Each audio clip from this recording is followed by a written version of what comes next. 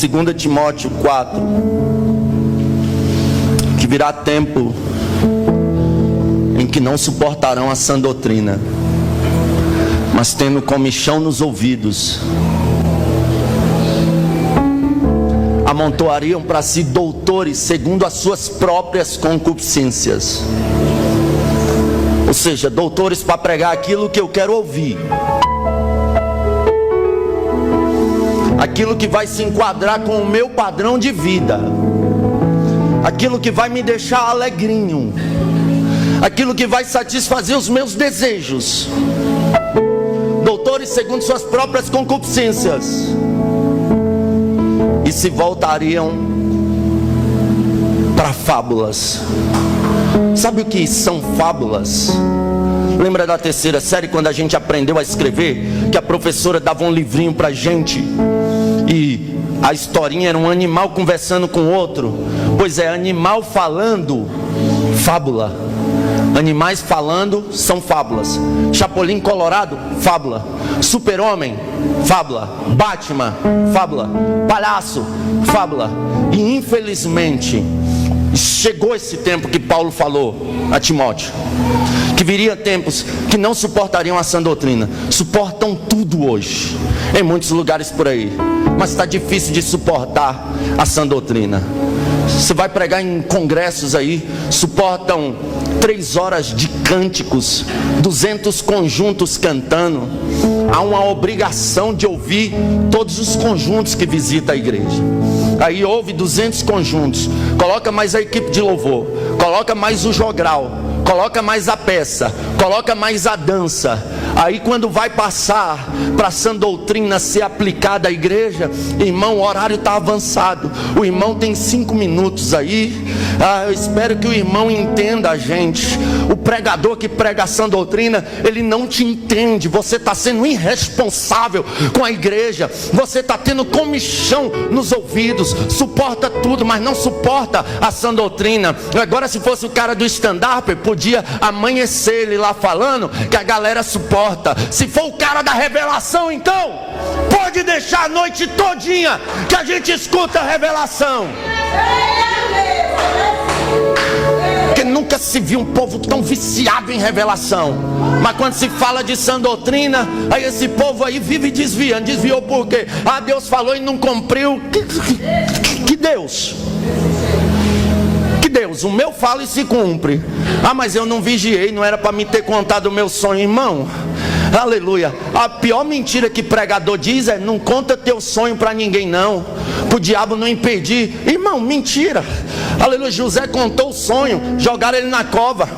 Aleluia. José contou o sonho, venderam ele, mandaram ele para o Egito. Se José não conta o sonho, a promessa não se cumpria. Você contando ou não, você fazendo qualquer coisa ou não, se Deus falou que vai fazer, Ele faz. Deus não precisa de mim, aleluia, para fazer qualquer coisa. Deus, quando Ele fala, Ele cumpre. Então é por isso que Ele tem dificuldade de falar. Agora, irmão, as pessoas não suportam mais a sã doutrina, mas fica lá nas livezinhas do Facebook lá, aleluia, o cara com uma bacia de óleo, uma bacia de farofa, um cajado, sei lá, um pano batendo lá e revelando. E ó a revelação dos caras. Deus está me revelando aqui que quem compartilhar agora vai ser abençoado. Olha que mentira, irmão. Toda revelação que não tem base na palavra, ela deve ser rejeitada. Pregador, você não crê em revelação? Creio. E como creio? Pastor presidente desse ministério, pastor Paulo Miranda, minha mãe nem era crente na época. Ela chegou lá no culto à tarde dele, desesperada. Quando ela entrou, pastor Paulo Miranda chamou ela pelo nome, falou: olha, lá na tua casa está uma situação de desespero, mas ainda hoje, era 3 horas da tarde quando ela entrou lá, ele disse: ainda hoje Deus abre a porta de emprego para você. Quando ela chegou em casa, ligaram para ela ir trabalhar. Então revelações tem, revelações acontece. Eu sou fruto de uma revelação. Eu tinha 15 anos de idade, estava totalmente perdido, aleluia, no mundo das drogas. E eu tenho uma vergonha, irmão, do meu passado. Quando eu olho para o meu passado, parece que não era eu. Aí eu entendo que a Bíblia Bíblia diz que em Cristo a gente nasce de novo. Porque eu fui perdido, viciado em maconha, usava muita droga. Aí o que acontece? Nós morávamos em Águas Lindas de Goiás, no Recreio da Barragem, aleluias, e todo mundo conhecia a gente lá, muita gente lembra dessa situação. A gente morava num barraquinho pequeno, que só tinha um banheiro, ali uma situação de miséria total, porque minha mãe foi abandonada pelo meu pai com 7 filhos. Pense, a mais nova tinha meses de idade, aleluia. Pense para uma mulher trabalhar numa situação dessa, aleluia. Ela não tinha condições de trabalhar, porque ficou enferma dos olhos. Aí minha mãe começou a vender as coisas de dentro de casa, vendeu fogão, vendeu bujão, vendeu geladeira para comprar comida. Conclusão, a gente só cozinhava na lenha. Cortaram a água da gente, a vizinha que deu água para a gente por mais de 3 anos. Pode ir lá, irmão, aleluia, que tenho várias testemunhas disso. Cortaram a luz da gente, a gente vivia comprando vela, quando não tinha vela, ficava no escuro. Pense numa situação de miséria total. E eu viciado em drogas. Uma vez, eu e mais 2 amigos fumamos um baseado de maconha, sentamos no murinho da minha casa e estamos lá. Aí era 3 horas da tarde mais ou menos. Aí vem 3 jovens vestidos de terno no sol rachando. E aqueles jovens, irmãos, eram pentecostais até o tutano, aleluia. Eu e mais os 2 sentados no murinho, doidão de maconha. De repente aqueles jovens param em frente à minha casa e começam a fazer isso aqui, irmão. Pense no negócio. E eles pulavam assim, e pulavam, e sapateavam, e começaram a falar línguas estranhas. Pense isso para 3 jovens doidão de maconha que não conhecia nada do poder de Deus. O meu amigo olhou assim e falou: vixe, os caras tão doidão, mas doidão quem tava era nós. E os caras sapateando, pulando, marchando. Aí eles pegaram um na mão do outro, começaram a falar em línguas. O do meio começou a falar em línguas mais alto. Quando ele começou a falar em línguas mais alto, ele apontou para o meu barraco. Ele disse: hoje essa casa está em ruína, hoje essa casa está em miséria, mas de dentro dessa casa Deus vai levantar pregador, de dentro dessa casa Deus vai levantar profeta, de dentro dessa então quando Deus fala, Ele cumpre. Eu não sei aonde estão aqueles profetas, mas a profecia está pregando aqui hoje. Quem acredita, levanta a mão da glória.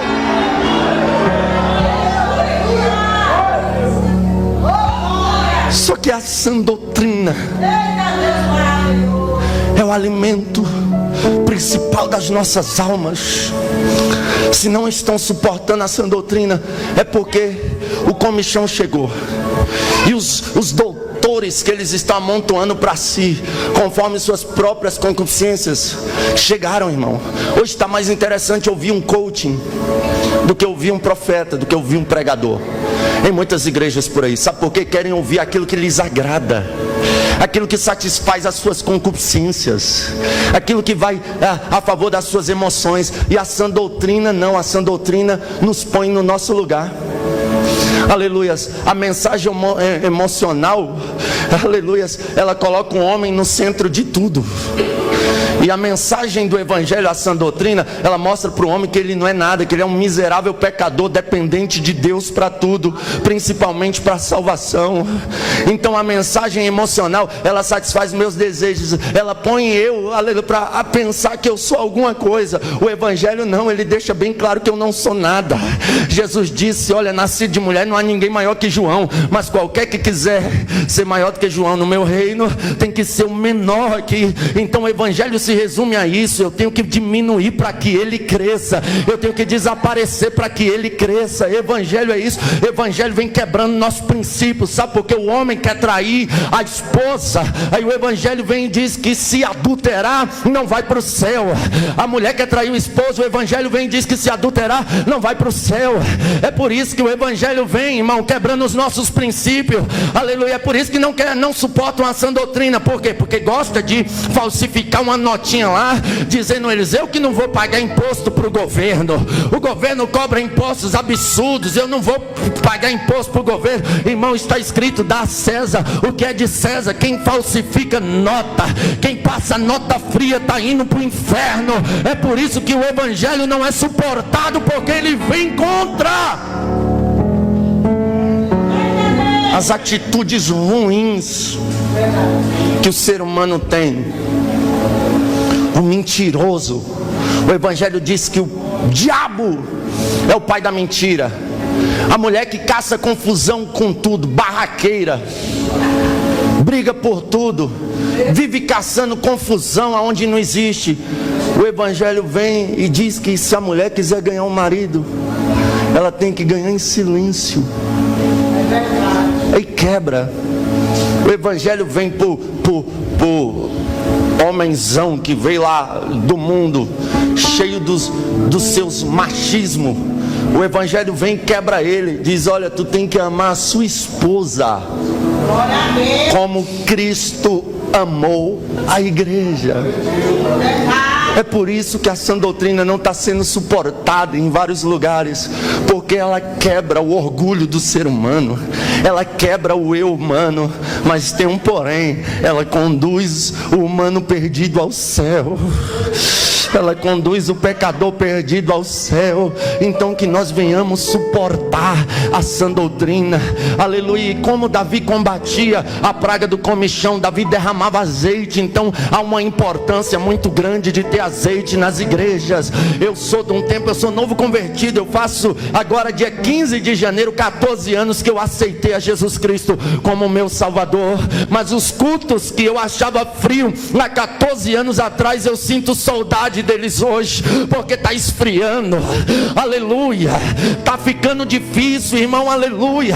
A prova para um obreiro pentecostal ser consagrado a obreiro é ele ser batizado com o Espírito Santo com evidência em línguas estranhas. Hoje você vai em vários cultos, a obreirada não dá mais nem glória a Deus, não fala mais língua estranha, porque estão perdendo a essência. Aleluia. Eu lembro de uma época que todos os jovens da mocidade eram batizados com o Espírito Santo. O novo convertido, quando sentava lá no meio, era contagiado. Em menos de 3 domingos ele era batizado com o Espírito Santo também. Hoje eu fico olhando jovem com vergonha de ser cheio do Espírito Santo, crente com vergonha de ser cheio do azeite. É por isso que a praga do comichão está tomando de conta. Mas nessa noite o Senhor é o nosso pastor, e Ele vai derramar azeite sobre as nossas cabeças, até o cálice transbordar, até o cálice transbordar, até o cálice transbordar, até o